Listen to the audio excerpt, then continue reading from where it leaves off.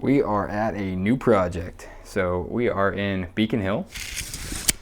This is unfortunately a takeover project. So I'm walking into basically how it was left. I say basically, it is how it was left.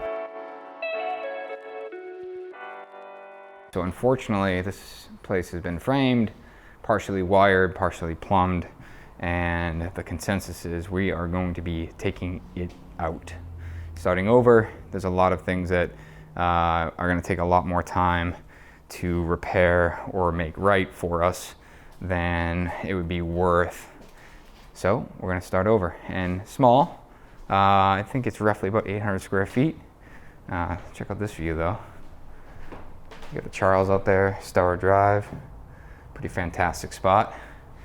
So like I said, we're going to remove all the framing, electrical, plumbing, and start over and make this place killer. A lot of traditional details, but with some odes to the modern aesthetic, especially in what is going to be the kitchen here. So let me walk you through it real quick. We got a bathroom over here. We got a double vanity going in this space, obviously closed up, some medicine cabinets. I'm going to push this ceiling up. It was dropped down too low. Get some plumbing in the floor. We're going to remove all of this actually, and this is going to be our shower. We're hoping we can move that stack of the waste stack as well as the water feeds, push that back to gain some additional space in this curbless shower. What's great is that our subfloor is much higher than what appears to be a lower subfloor, so we're going to be able to do a curbless entry shower. Going to get rid of the floor mounted toilet, put a wall mounted toilet, save some floor space, gain some square inches in this place. Going to remove all this plumbing. You know what, let me take that back. I'm actually going to have my plumber look at a lot of this and just see what his thoughts are. There might be some stuff that we can keep. I'm not terribly fond of the way it's plumbed, so we'll probably redo that part, but there might be stuff that we can save. Over here we got new electric panel, which is great. We always like to replace the panel, so the electrician's going to come in, take a look at that, see if we can save the panel, likely redo the feeds just because it's probably not the same way he would do it. Working our way in, look at this thing. Structural steel, rivets. I'm gonna get rid of this, and I'm gonna tell you why. I wanna leave this steel beam exposed. Sandblast it, sand it, do something, paint it, and leave it, and really just show it off in the middle of what is going to be our kitchen island. How stellar would that look? How stellar will that look? It's gonna be funky cutting a piece of stone around it, but can't say we won't be able to do it.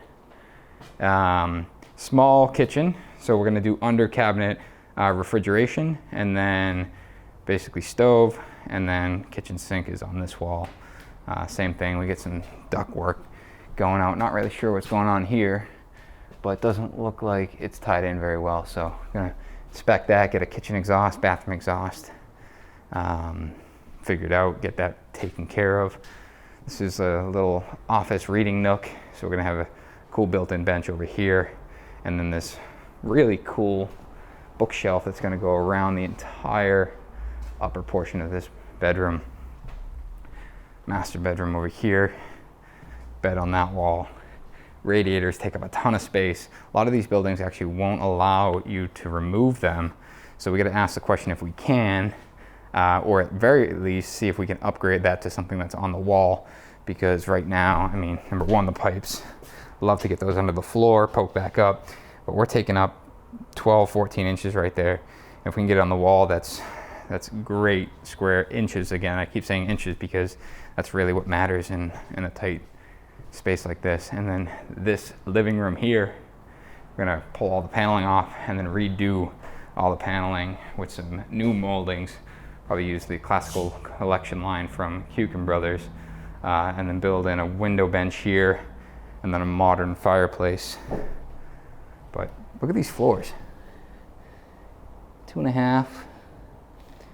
They're actually really nice looking, and I'm hoping we can find some or salvage enough to tie in things like here and here and here and refinish this entire space.